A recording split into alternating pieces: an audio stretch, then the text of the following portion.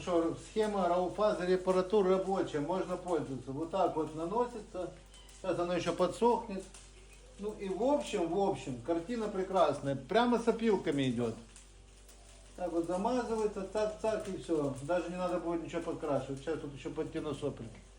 Так что, друзья, Рауфазер репаратур. В середине можно похоронить старый чопик, да, если он остался. Или туда бумагой забить и потом сверху, да, чтобы меньше уходило. Вдруг посоветовал строитель, мебельщик.